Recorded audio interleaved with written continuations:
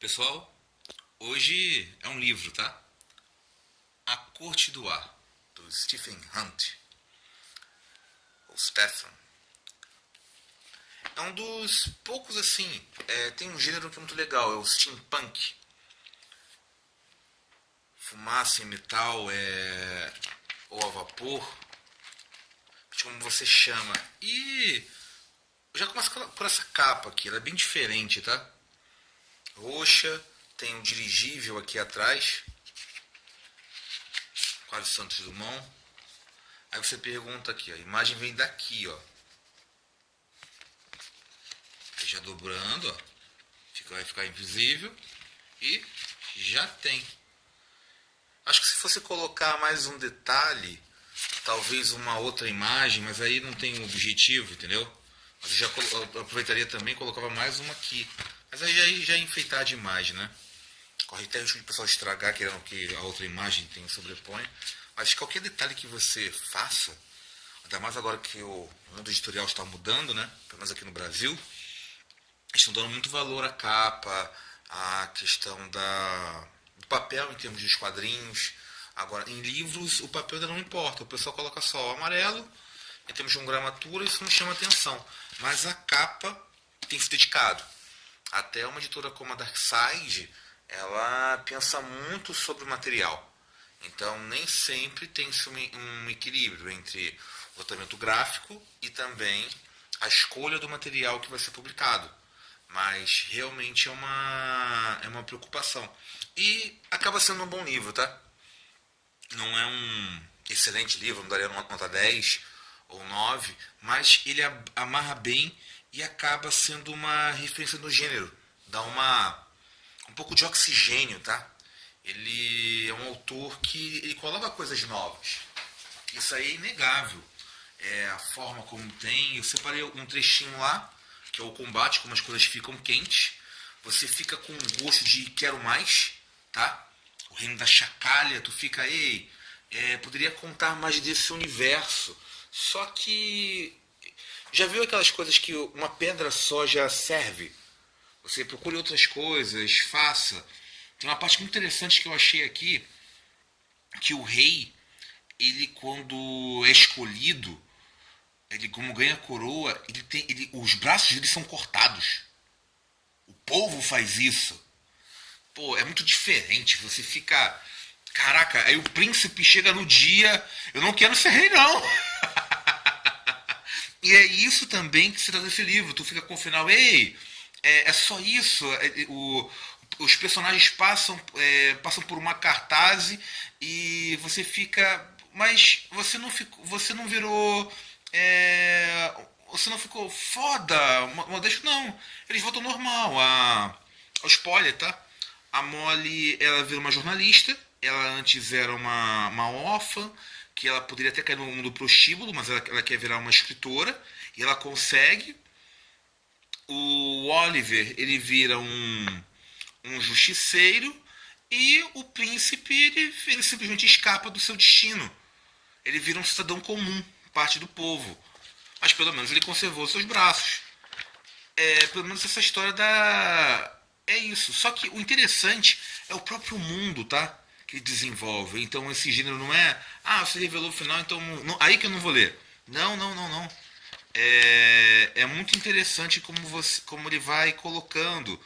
Principalmente os homens vapores, entendeu? Os construtos, eles têm tem toda não falo mecânica, mas uma religião. Ele mistura os robôs com uma forma espiritual bem diferente.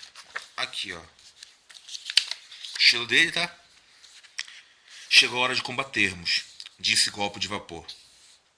Oliver sentiu as palmas de suas mãos pegando fogo. Ao olhar para baixo, percebeu que o presente do reverendo tinha surgido nelas. Harry lançou um olhar atônito para as duas armas e abriu a boca como um homem cuja vida acaba de terminar. Um tiro passou entre os dois. Golpe se virou a Lord Queimarame.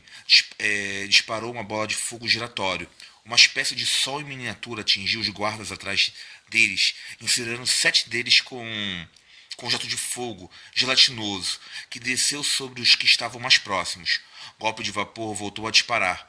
Após cada disparo, Lord Queimarame saltava um guincho, que era um misto de grunhido, inspirando e expirando, como uma arma sagrada sugasse o resto das vidas que estrebuchava nos falecidos. Ambas as pistolas de Oliver se descarregaram sobre os seus adversários. Os 2 soldados foram arrancados do solo.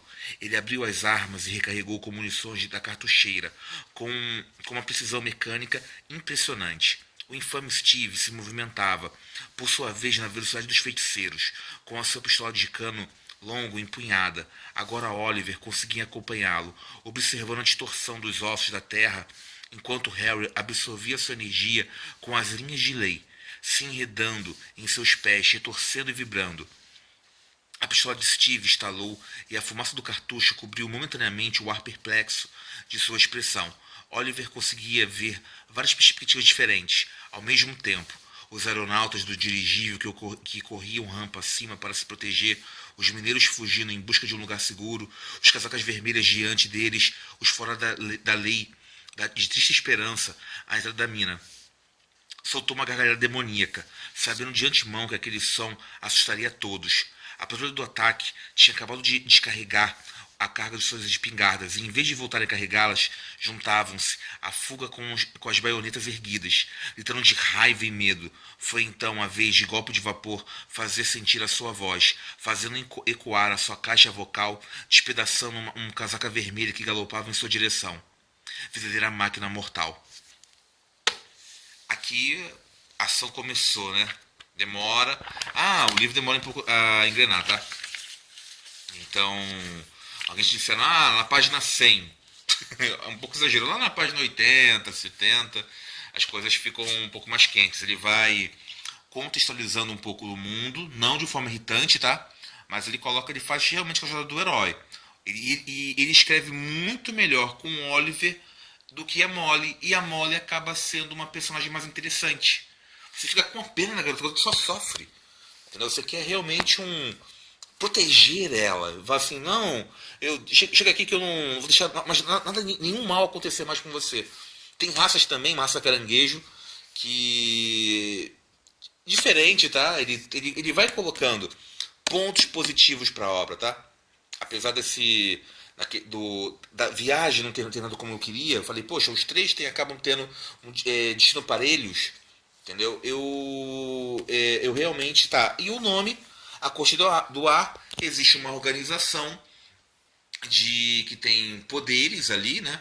Não chegam a ser feiticeiros, mas tem que ser poderes sobrenaturais, e eles vigiam como se fosse uma espécie de agência.